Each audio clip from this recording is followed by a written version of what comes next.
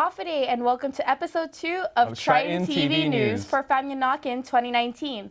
I'm your host, Amanda Finanya. And I'm Bradley Bartonico. For today's episode, we learn about a new project that helps solve the soil erosion problem on Guam.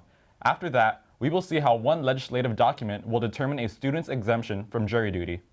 In latest news, local grocery chain Payless Supermarkets are taking their Mission Zero Bags campaign one step further by introducing No Bag Wednesdays. In honor of Earth Month, Payless has not been distributing any plastic or paper bags each Wednesday in April. They encourage customers to bring reusable bags on their next shopping trip through incentives like their Bag and Save specials, which marketing manager Karina Pegarito believes has been an effective way to get customers to save both money and the earth.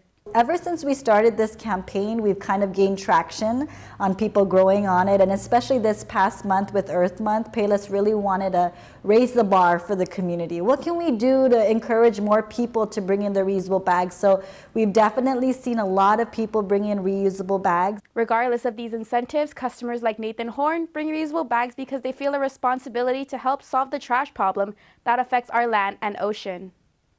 I mean, I'm not one to go hug a tree, but you see the reports of the plastic island outside the middle of the Pacific.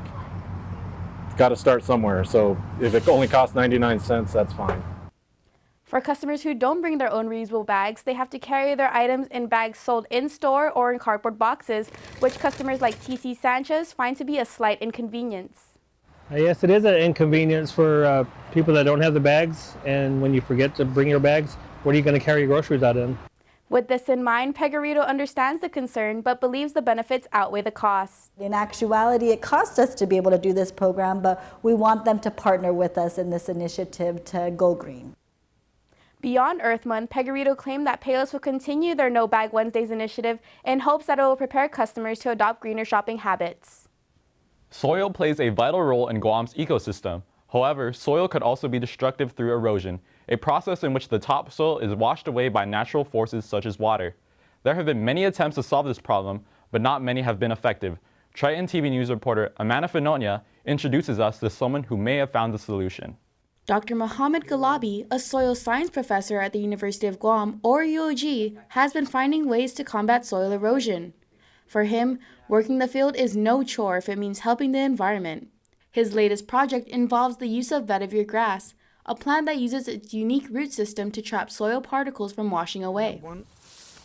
Galabi believes it is important to explore control measures such as vetiver grass because soil erosion is an issue that extends beyond the land. So when there is a lot of soil erosion in the upper land, that can directly impact the ocean and shorelines and rivers, and that, as you probably have seen a lot of time after a big rain, there is a lot of murky water surrounding the island. Vetiver grass aims to prevent the consequences of soil erosion, such as the runoff here in Talafofo Bay. As you can see, the soil has run off into the water, leaving the oceans dark and murky, which can damage marine life. Although vetiver grass can benefit places like this, it has yet to be accessible to the public.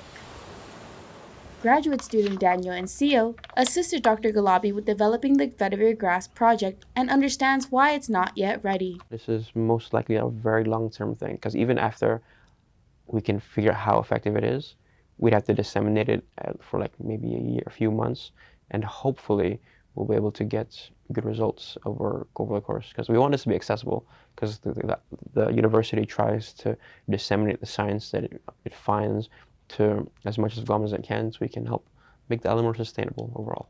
While vetiver grass is still in the developmental stages, students like Gabby Perlowski, a biology major at UOG, look forward to trying this technique. I think I would try the vetiver because I've never heard of it before, and I think, trial and error, proving it more and more, it would be more effective. For Galabi, vetiver grass is the most sustainable option for soil erosion. The best technique that works definitely more effectively and lasts for a long period of time, as long as actually the vetiver grass grows and it never dies. So that's why the vetiver grass is the best, and in fact in long term the cheapest and most effective and the most natural technique that can be used. Staying hopeful for the future, Galabi will continue to refine the vetiver grass project. When ready, he hopes that the island community will embrace the technique and strive for a greener Guam. Thanks, Amanda. No problem, Bradley.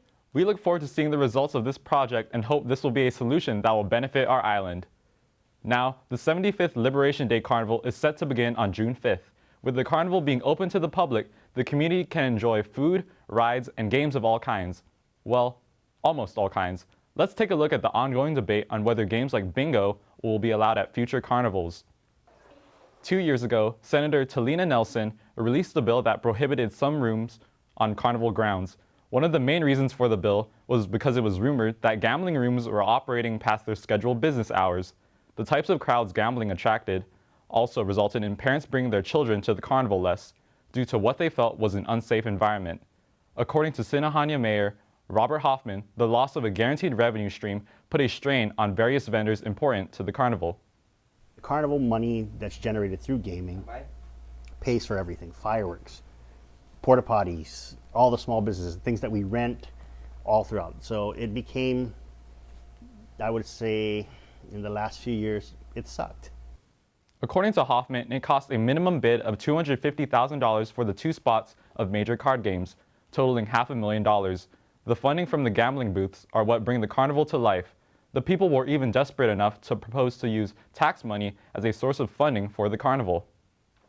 We need gaming if you really want this to be successful, because we don't want tax money used. As a taxpayer myself, I don't want to see my tax money being paid or used to do other things other than give our refunds, provide good education, public safety, health, and all the other key things that the government's supposed to do. The passing of Bill 29-35 lifted the gambling ban at the carnival. The rules and regulations have been submitted to the legislature for approval, and if all goes well, the mayor councils will have enough expenses to fund the attractions for the island's community. We will be taking a quick break, but stay tuned to see how one legislative document can help students be exempted from jury duty. They say there are 2 kinds of people in this world: those who find themselves and those who create themselves. Are you looking for purpose or deciding it for yourself? Will you plunge waiting for someone to catch you? Or will you jump and build your wings on the way down? Seek a path or carve a path. Wait for the future or build it. What is a school but a set of walls waiting for greatness? And who are you but someone destined to achieve it? Here, between the street and the jungle, against time and tide, we push and pull just like the currents. Our ocean of dreams will meet the odds ahead and rise above it all.